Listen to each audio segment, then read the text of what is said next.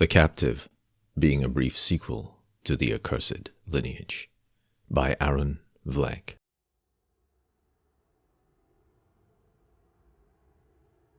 The place of my odious confinement is a large and ostentatious room in a ponderous dwelling at the center of the ancient seaport town. The intoxicating balm of the sea lies heavy upon me here as everywhere, but I must have more of that preternatural succulence if I am to fulfill the destiny before me. Windows and door are barred and bolted to all but my foul captors who conspire in hushed and furtive voices nearby. The walls, the great carved mantelpiece, all in this place is fashioned from the darkened corpses of long-dead trees and worried over in a tedious manner much favored by the pallid lurkers in this abode. I know the artifice of such ghastly ornamentation is costly, a signal to others of their kind that there is more here of power and importance, more grandeur and wealth than may actually be wise to believe. But such is the sordid obsession of creatures among whom even the balding beggar in his watered cups assumes the airs of a hereditary king. The massive stone hearth lies dark and empty, but a blaze would be an unendurable torture for me. It is enough they have robbed me of my greatcoat and hat, my gloves and dark glasses, and left me to sit revealed before their dull gaze as if I merely wait upon their mercy. And although I sense they have not yet decided what is to be my fate, they dare not harm me for now. This tells me much that may prove useful in the course of things if matters proceed more slowly than desired. My captors are 6 in number. 2 are residents of this vile abode, a grizzled feeble patriarch in gown and slippers, and his sallow foul-mouthed youth of an offspring. They are typical of those who ravage their wealth violently from the ocean's depths, and fill their homes with plunder flattering to the tastes of men who vie shamelessly for the respect of other men. Despite their obvious bluster and thinnest veneer of cultivation, they are an altogether inferior breed. These humans who invade and wrest the majesty of the sea from its darkest fathoms and presume to possess her mysteries as their own. Accompanying them is a dull-witted and brutish townsman, also of the human species. He is unknown to me, speaks but little, and is of no import. The other 3 sad belligerents are my own treacherous kinsmen. They dwell as I, within the cold mists along this timeless coast, thriving precariously between humankind and the sea in ways few can ever hope to comprehend. 1 week ago, all of this changed forever when I concluded some research I had conducted at the Miskatonic University Library into the history of the batrachian population of this region, and its secretive crossbreeding with their pale and sickly human neighbors. Through a series of stunning revelations sequestered within the ancient mouldering stacks, I learned of the long-forgotten catacombs amongst a tangled warren of sub-basements far beneath the library itself. Here were unimaginable wonders, with implications far beyond my initial understanding, but which led to my glorious revivification among the stars. It was there I first beheld the world that awaits, sleeping and fecund, nurtured in the deep moist earth of those silent forbidden places, fashioned by no human or batrachian hand. But what is this? Nervous chittering and bellowed curses outside the door, as my captors, locked in an unhallowed alliance, vie miserably among themselves to glean the import of the terrifying signs I bear within me. Each would happily dispose of me according to his vision of the cosmos, and bring a swift and abrupt finality to my very existence. If they but knew the glad tidings I bring them, and the gifts I shall bestow upon all that dwells upon the earth. The renewed disquietude of fearful mewling from my kinsmen, and the bellicose trumpeting of their insipid human allies fills the air. No need to press an eager ear to the door, for I can hear all in exquisite detail from this chair upon which I perch. They begin to wonder if it was at all prudent to capture and contain me in this odious manner, to drag me from my lair beneath the Miskatonic library, from which I would launch the great and magnificent campaign. They brush all this aside with renewed vigor and an undeniable fear.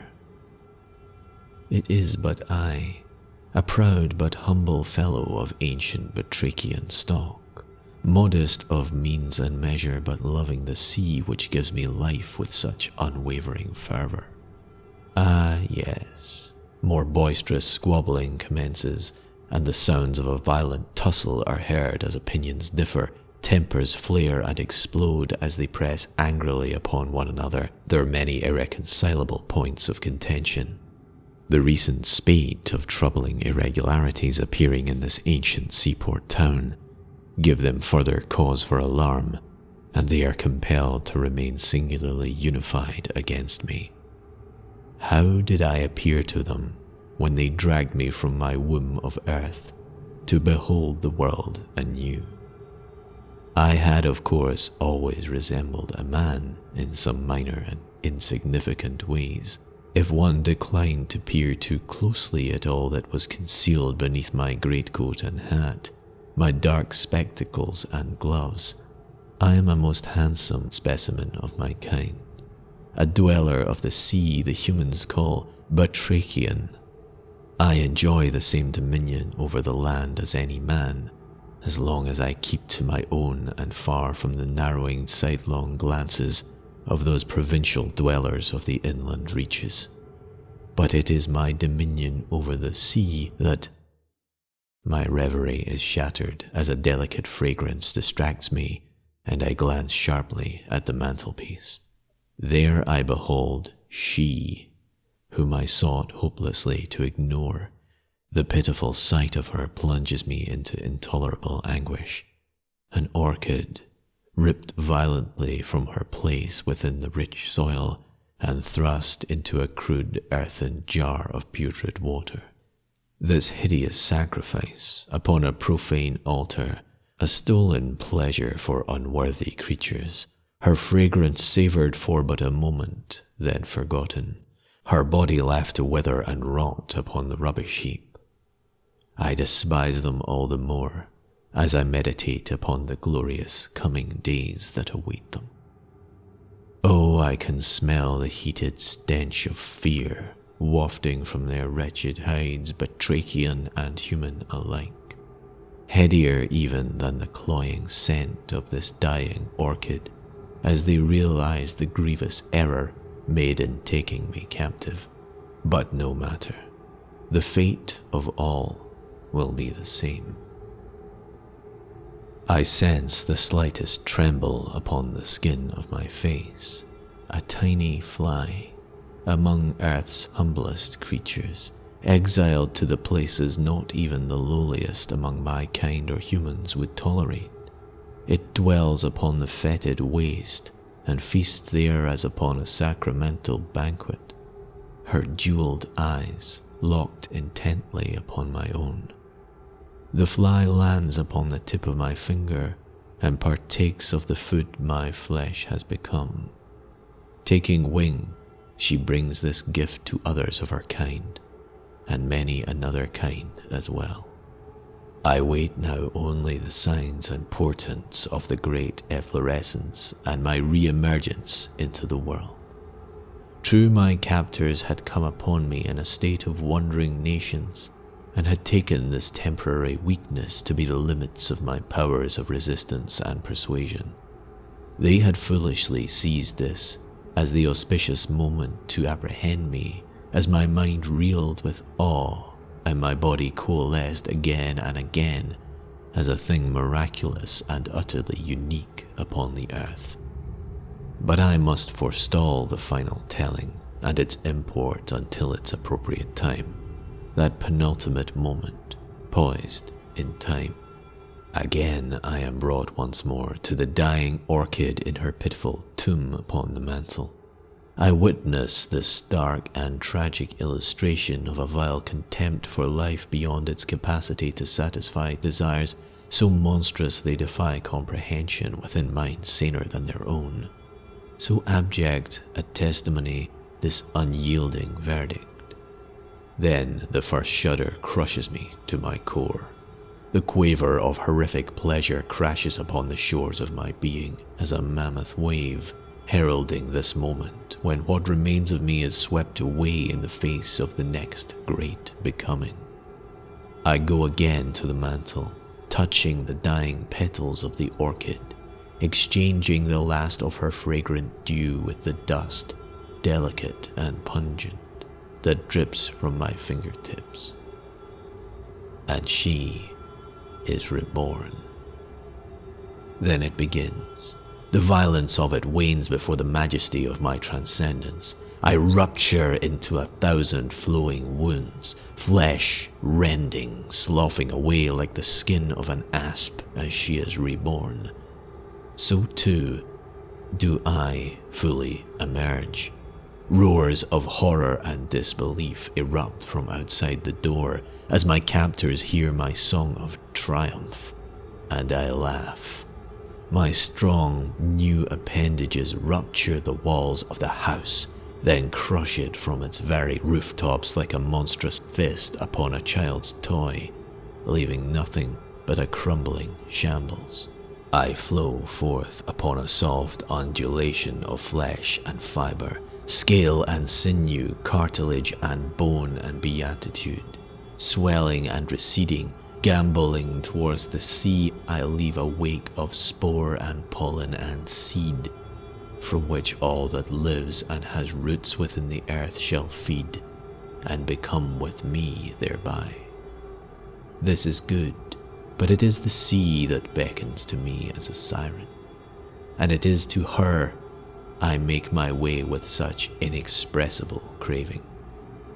I pause only a moment, where the water laps seductively at the sandy shore, before I bleed as a river into the foaming waters, merging into the vast depths to find the places I seek. Dissolving quickly, I proceed further on, yet never lose the essence that I am, the pollen of my regenerative nature quickening the ground beneath me, and it shimmers with trembling expectation in the moon's frozen light. I descend to those strange cold reaches among the coral, the undulating anemone of 1,000 stunning varieties, and that place between the worlds of animal and vegetation and other. Plants that move about freely over the bottom of the sea, animals that grow from the ocean floor and never venture beyond the place of their birth, yet feed savagely upon those who mistake their sedentary abode for safe harbor. As I savor this moment, the sands yield to the waning contours of my flesh. I feel the kisses of the moon raining upon me, pressing her light into me, infusing the fluttering membrane and breathing tissue and cartilaginous mandibles that spring from the very core of me with a dark and brooding life. My countless wavering appendages burst the surface of the sea and reach greedily towards the stars. Succulent fronds of monstrous proportion and number blossom from my remains and slither hungrily over the ocean floor in every direction. I listen, absorbed in wonder at the coming tasks at hand. Within the living waters, all is drawn to me as a nourishing beacon, a heady feast, and to all I give. I marvel at the swiftness with which I flower in 1,000 ways, and how quickly all that partakes of my flesh is transformed, and then seeks others to merge and mutate anew in so many monstrous and unspeakable forms. Among the vast coral beds, and endless fields of anemone I surrender the last of my essence. I am no more than a far-flung knowing that spreads itself across the face of the world. As I had fed the dark waters, now all that is within the sea crawls forth onto the land, quickening the next magnificent age. Great and magnificent beasts had once held dominion over the earth, beasts as tall as a schooner who shook the ground at their passing.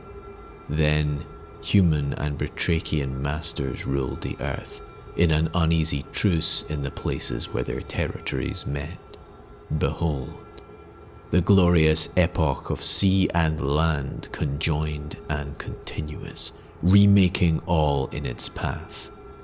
On and on we flow, as 1,000 turbulent rivers, on fins and feet, on wings and slithering on unseen and unimaginable volition. The rending of all that was raised up by hands of flesh gives way, the timbers fall, blossoming, green and verdant and hungering, as the last of the humans and batrachians surrender to flow as one with us, to blossom and transform and feed as one with us, or to perish and rot, to nourish what they are not worthy to become. The oceans rise, blood pours into the sea, and the maddened howls of the human and batrachian multitudes are a symphony that guides me to my final slumber as I fade from my solitary existence, and all dies away into the great black silence.